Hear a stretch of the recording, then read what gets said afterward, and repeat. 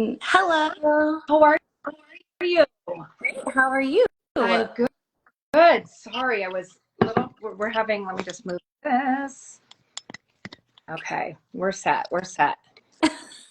I was trying to find my notes. I went on. I'm like, wait, is it on IG or TikTok? So I started panicking. But Oh, you're fine. You're perfectly fine. How are you doing? How's the week going already? I'm doing great. How about you? Yeah, it's a Monday, so those are always a little bit of a mystery for me, but it was a good one, so can't Same. complain. Same. It's been a busy one over here. It's been a little chaotic, but yes, everything is good. Great. Well, we can just jump right in. I was telling people right before you joined that we're talking about Beating Heart, which is the fourth book in your small town Magnolia Falls romance. Um, Right. so, do you want to just start by giving us like a spoiler-free-ish summary? Sure. Sure. So the Magnolia Falls series is a 5 book series, small town. There's my alarm to get on. Um, 5 guy best friends, like this ride or die group of guys, and they grew up together, and each one gets their happily ever after. This is book 4, Beating Heart. It's a um, single dad romance, and he's the father of Cutler, aka Beefcake. And the new pediatrician in town moves in next door to him, and things happen from there. But yeah, it was a really fun one to write, and all of the characters are all intertwined in every story, so you get to see a lot of the other characters throughout.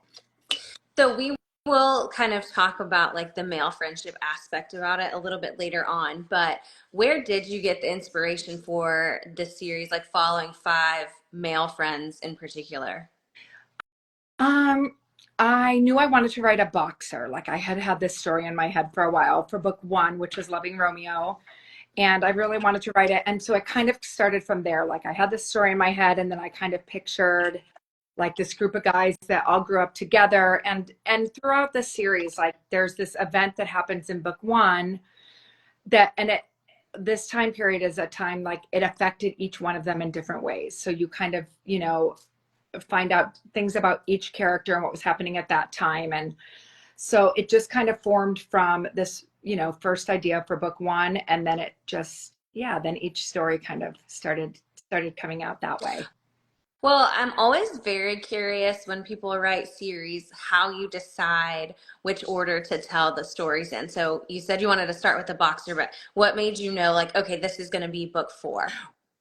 Right, right. So, and I'm sure everyone does it different. Like, there is, everyone has their system, but I knew it was going to be 5 books. So, like, I sit down, I have these 2 boards right here, these whiteboards, bulletin boards that are like my whole life is on them. So I lay out the cards, and then I'm like, I know there's going to be 5. So I write the heroes, and then I just kind of like, with names too, I'll be like, it just kind of like that. I see it. And then I'm like, well, he's second. He's, this one's fifth. Like, I'll just move the cards around, and then I'm like working on the tropes. So I won't know like every single story when I start book 1, but I know you have to know enough about, because you're going to introduce those characters, right, in book 1. So I'll know like what order they're going to go in, and who to kind of be, planting seeds for that's coming next, and like setting up that trope a little bit. So I'll know the trope, I'll know who the hero and heroine are. A lot of times I'll know what the conflict is, but I don't always know how I'm going to get from one point to another. But the order just kind of picks itself. Like, when I lay it out, it's just how I see it. Like, I knew in this series, Hayes is last, and I just saw him as last. And everyone thought I was going to do the single dad last, because I did that last time. But sometimes it's not planned. It's just how you see each one getting, finding their HEA. Right.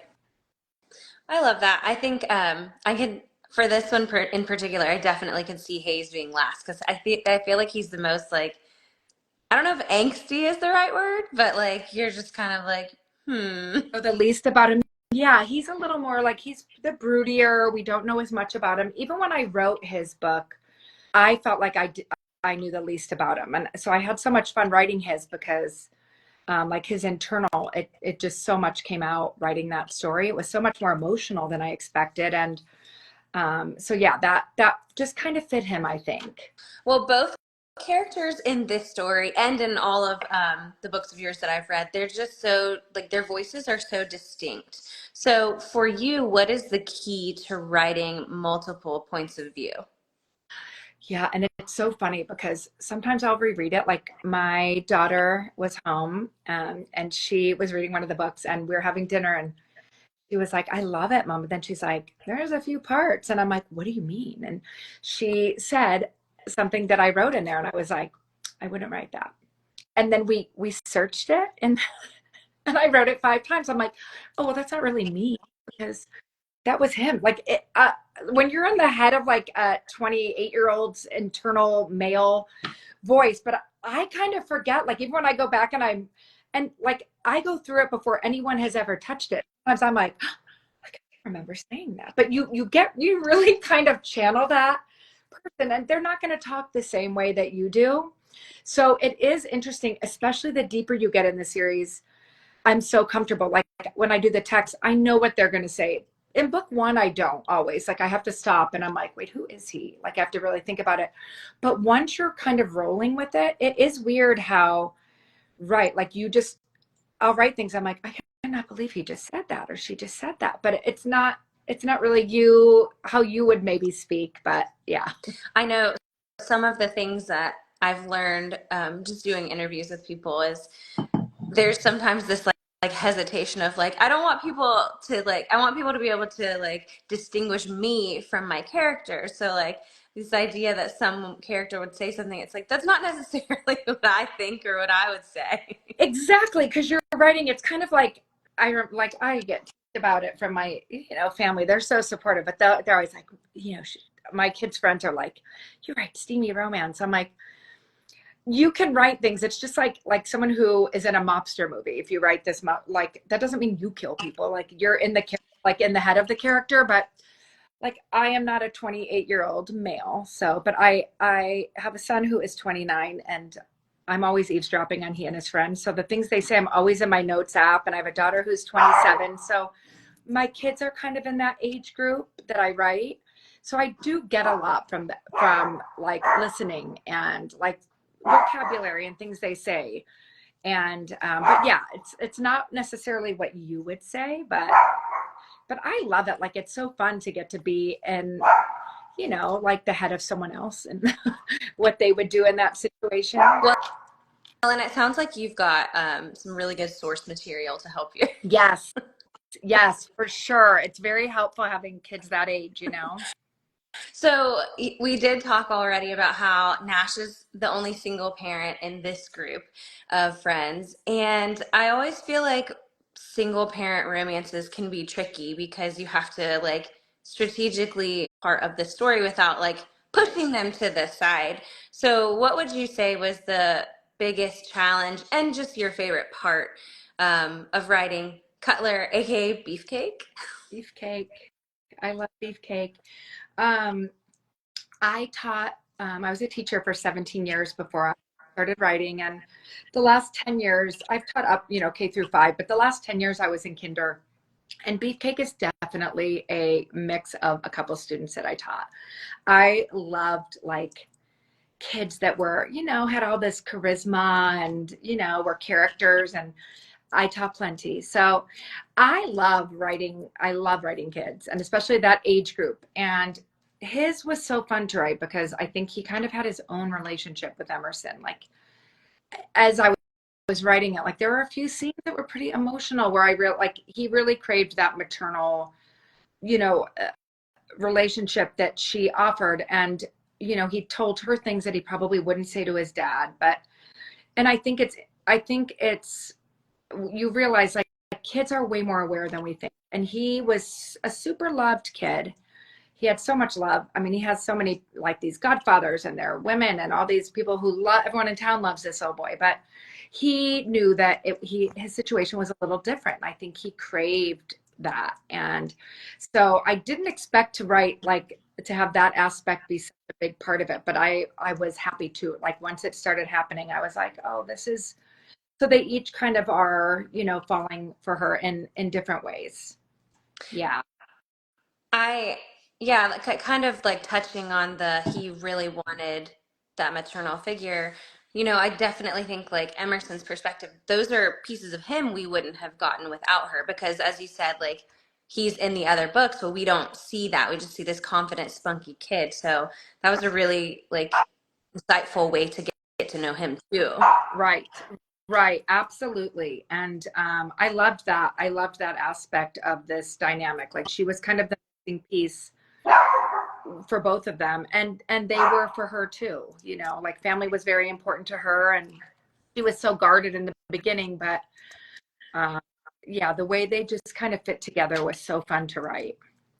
Well, and this book does it doesn't shy away from heavier topics like, you know, absentee parenting for him and infidelity and things like that. So how do you go about weaving in these really like heavy experiences but keeping it like hopeful and, you know, an HEA?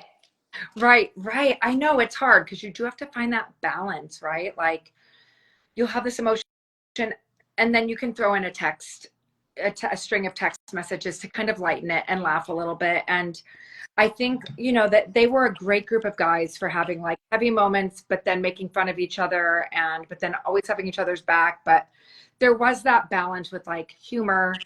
You're trying to kind of balance like this heavy emotion and then a side of humor and, you know, a little bit of, you know, get that steaminess in there too, the romance part and the HEA. So it is hard because you have all these, you know, different moving parts, but I think when you have a really heavy scene, then like following it with a little bit of, you know, lightening it up a little bit after. Well, we kind of talked about it already, but in terms of the male friendship, that I think is such a, we don't see a lot of that in books. We don't see this tight knit group of guy friends, or you see them, but it's not as like center stage. And I really love that about this series. So, why did you decide that that was going to be something you were going to, you know, dive in so deeply to? And then, what are like the dynamics of writing that? Yes.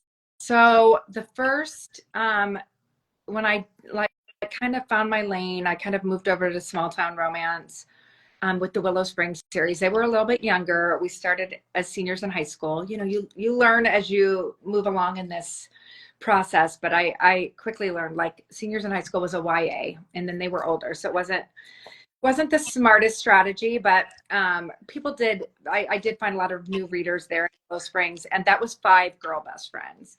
And then I moved to Honey Mountain, and that was 5 sisters, so 5 females. And then I went to Cottonwood Cove, and that was 3 brothers, 2 sisters. So then I was like, I haven't done an all guys. And I did notice when you do like text messages, the conversation's so different when it's all females or all males, or like the 3 brothers with the 2 sisters. There's this different dynamic when you have both. So I knew I'm like with all males, it's going to be, you know, I just kind of peek at my son's phone sometimes, but you're going to have a different dynamic. So I was excited to try that, and I loved it. It was really fun. What is it about five? Yeah. So after the last series, like during this one, I got asked that so much. And I was like, I don't know. I just tried it. And so the next series is 6 because I'm like, well, I'm not going to go to 4, but because someone was like, how do they always have 5? So I'm like, I don't know. It just kind of seemed like like it worked. So the Rosewood River series is next. You met Emerson's twin brother, Easton, in book 4, and he is book 1 of Rosewood River, and there will be 6 books in that one. So I'm going up 1 so that I don't look like I'm always doing the same. I don't mind it. I was just curious if there was No, but it a is. Gosh, you know when you a few people asked, and I was like, I do that. I don't know why, and I didn't want to go to 4 because I liked 5, so I'm like I would go more because I don't love leaving, you know, the series. So I'm like I don't want to go shorter. Oh, thank you guys. Thank you, Amanda. Thank you, Asia. Let's see. Yeah, that's so nice. So yeah, I'm gonna try 6. We'll see, and if not, I'll go back to 5. five's great. I'm excited for six. Five is definitely great. So I do want to touch on the steamy side of things and just talk about like sex positivity and why do you think it's important to show like sex positive stories that show especially women having, experiencing pleasure without shame. Right. I think it's so important, like even if you notice people are always like, oh, are you embarrassed, that you write romance or you read romance? I'm like, no, it's never bugged me. I love it. Like it's like the fairy tale. And in a loving romantic relationship, that is a part of it. So like, it's showing that it's like, and a lot of times it'll be for the age that I write, characters that maybe haven't experienced that before, where it wasn't super positive or enjoyable, and like meeting a person that you're so comfortable with that you're, not afraid to ask for what you want. Or I love that when it's like they just have this really strong connection and understand each other. And I think, we all love a hero who wants to please his heroine. So that's like they are invested in that, and it's not something that they take lightly. So I love showing that. I think it's important, and it's nothing like to be ashamed of. They're in the, a consensual, loving relationship, and that is a part of it. But it was when I first started, that was what I was most uncomfortable with writing. Like I was really nervous about it. I've gotten more comfortable because I read it and I love when I read it. And if you think about it, like these books are, this book was maybe, I don't know, 96, 98,000 words. There's usually three, you know, steamy scenes in there. And so it's not like the core of the relationship, but it's a piece of it. So you'll have like three, sometimes four. Sometimes like when I'm writing, I'm like, oh my gosh, these two cannot cannot stop. We have to move forward. Um, but it's a, a piece of their relationship that I think is important to show that both of them, are happy and comfortable and confident, and that's another way that they're connected. I love that. I think someone just asked about Emerson's hometown, and yes, that is the next series with 6 books, is what we've been 6 books. told. Yep, I'm bumping it up. So, what is one thing that Emerson and Nash taught you while you were writing this? I think just um like that it doesn't always have to be perfect. Like everyone can find that. They both came from situations that were kind of tough and could be, they were both guarded in their own way. And I think what I love is like learning, like seeing characters that are really resilient, and they realize that like just because your story didn't work before doesn't mean it won't work in the future with someone. Like just because that time didn't work, like it's not over, you don't give up. And both of them were kind of resolved to that, I think, in the beginning. And I liked, that we got to see them each slowly progress and then realize, and it doesn't have to be like, sometimes it's messy and that's okay. I say that to my kids, being, at this stage of life, like what feels really big to you when you're young, like something that can happen, could potentially end up being a very small in your big scheme of life. Like, but when you get hurt or something happens, it feels huge. And I think for both of them, like their lives kind of started now in a different way once they found each other. And I loved that. Is there one thing that you would want readers to take away from their story other than what we've just talked about? Yeah, I think that like don't give up when you think, she was pretty down. Like she went through a pretty horrible thing. And oh my gosh, I'm sorry, my doorbell is ringing, and that I don't know why anyone is knocking, but sorry. So that was kind of the main thing, like not to give up when things happen, like just to just like keep believing and have faith and hope that. I was trying not to tell you guys right before I came on, which is why I looked a little. You guys, I did that. So my husband's car got stolen out of the parking lot at work, at his work, like right before I got on here, and I'm afraid this might be, they're coming to fill out a report. Oh, no. Can you 1 second? I will be back in Yeah, just. absolutely. Sure. Sorry. Well, for everyone that's hanging out with me, what are you guys reading right now? I'm reading The Co-op, and I'm loving it, but I would love to hear about what you guys are reading. I think that Laura will be back just in a couple of moments.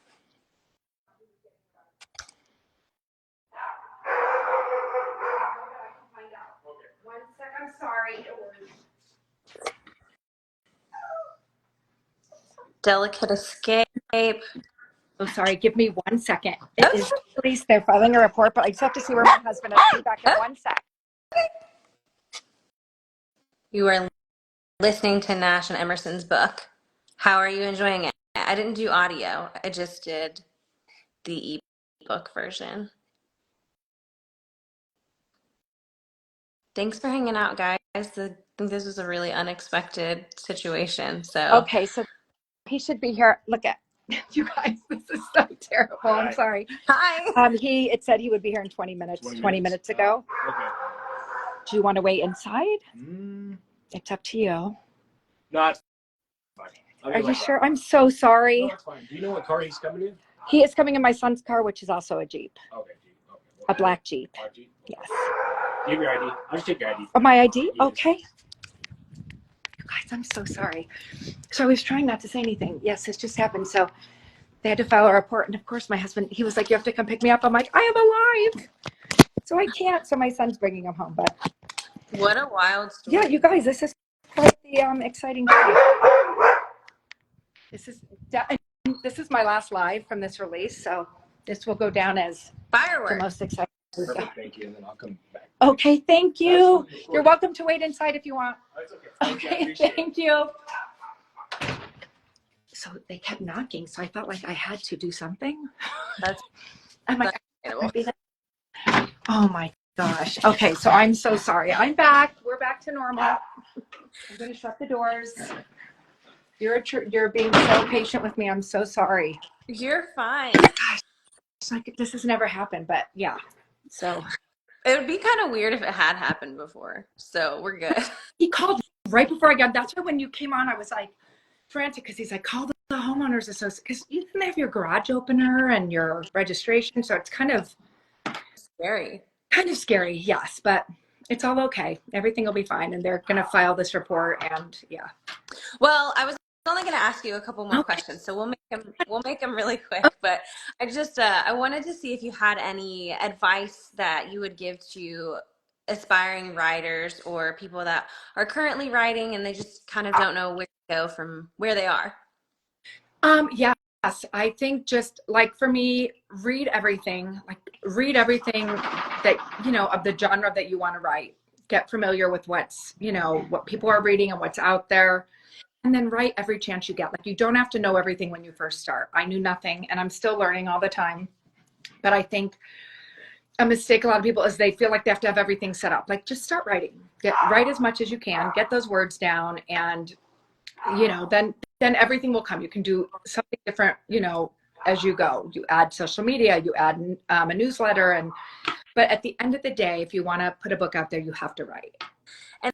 And then we've talked about a lot of it, but what is next for you? We've got the last of this series, any timelines, and then whatever else you want to share before we go. Yeah, so Finding Hayes releases October 24th. We have that cover reveal next week. That's coming up. I'm very excited for that one. So the final book and Magnolia Falls will release October 24th, and then Rosewood River will start, I think it's January 9th is book 1. And I'm releasing a lot. 5 of the 6 books will release next year for that series. And 2 Montlake, I'm doing a Montlake 2-book series, which is the Alaskan Wedding Planners, which I'm writing one of those right now, and that's super fun. So yeah, lots of, and then the new covers for Honey Mountain will be releasing in stores in November. So yeah, I feel like you guys are going to be sick of me. There's so many things coming up that I'm like, oh my goodness, it's a lot, but We'll never be sick of you. Well, thank you so much. Sorry that all of this is going on, but good luck. And keep us updated on how that ends up.